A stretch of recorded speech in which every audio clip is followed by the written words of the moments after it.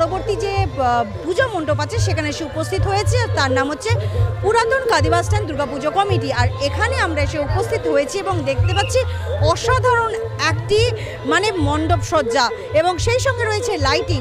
প্রচুর মানুষের ভিড়, মানে যাকে বলে অগণিত মানুষের ভিড় অবশ্যই হওয়ারই কথা, সব সন্ধ্যা বলে কথা। এবং পুজোর সময় ঠাকুর দেখতে আসবে না তা তো হতে পারে না। তবে এই মণ্ডপ সজ্জা নিয়ে যে কী ভাবনা রয়েছে, কেন এরকম করা হয়েছে এবং কততম বর্ষ, সবটাই জানবো এখানে যারা উদ্যোক্তা আছেন ওনাদের কাছ থেকে।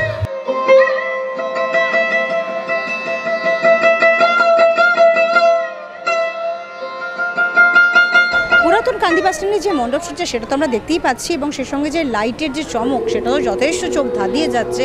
সেই সঙ্গে আমরা এখন চলে এসেছি মণ্ডপের ভিতরে, মাতৃ প্রতিমা আমরা লক্ষ্য করছি।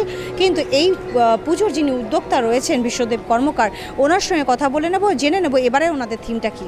আচ্ছা, এবারে আপনাদের থিমটা আমাদের এবছরের 48তম বর্ষে পুরাতন কান্দি বাস স্ট্যান্ডের থিম হচ্ছে অম্বরনাথ হাটকাটেশ্বর মন্দির, যেটা গুজরাটে অবস্থিত। আমাদের এই কমিটির সকল ভক্ত মানে সদস্যরাই হচ্ছে মহাদেবের ভক্ত। তাই দেখবেন প্রত্যেক বছর কোনো না কোনো, এই যে অমরনাথ বেরিয়ে গিয়েছিলো এটা একবার হয়েছে, তার আগের বার আদিযোগী হয়েছে, মানে প্রত্যেক বছর কোনো না কোনো থিম আমরা চয়েস করি যেটা মহাদেবের উপর নির্ভর। মহাদেবের মন্দিরের আদতে আমাদের পুজো মণ্ডপ তৈরি হয়।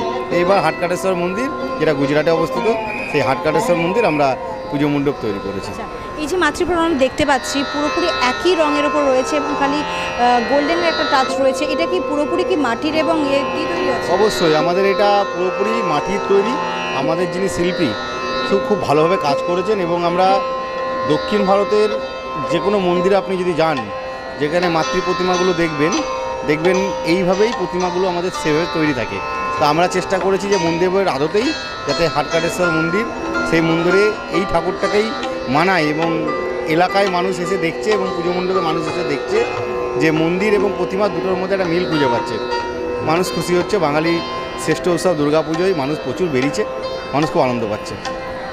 জিটিভি পক্ষ থেকে অবশ্যই আপনাকে এবং আপনার পুরো টিমকে শারদীয়ার শুভেচ্ছা। আর একবার আপনার মুখ থেকে আপনার শুভ নাম এবং এখানকার যে উদ্যোক্তা, আপনি কী পদে রয়েছেন জানেন? আমি হচ্ছি এই পুজো কমিটির একজন সদস্য। আমার নাম বিশ্বদেব কর্মকার। আমরা এই পুজো কমিটিটা মূলত বিগত দিন থেকে দায়িত্ব নেওয়ার পর থেকে বড় বাজেটে পুজো করে আসছি এবং মানুষ খুব খুশি হচ্ছে। সপ্তমীর এই সন্ধ্যায় বেরিয়ে আমরা ধীরে ধীরে একে একে নানান পরপর বিভিন্ন পুজো মণ্ডপে আমরা যাচ্ছি এবং খুব ভালো লাগছে যে কত সুন্দর সুন্দর আদলে বহরমপুরের বিভিন্ন প্রান্তে এই যে পুজো মণ্ডপ হয়েছে, মাতৃ প্রতিমা হয়েছে, সব কিছুর মধ্যে একটা চমক রয়েছে, সব কিছুর মধ্যে একটা নজর কাড়া বিষয় রয়েছে। আবারও এই জিটিভি লাইভের পক্ষ থেকে আমি মানালি দত্ত, ক্যামেরা পার্সন তুহিন চৌধুরীর সঙ্গে চলে যাব পরবর্তী যে মণ্ডপ সেখানে। চলুন, থাকুন আমাদের সাথে।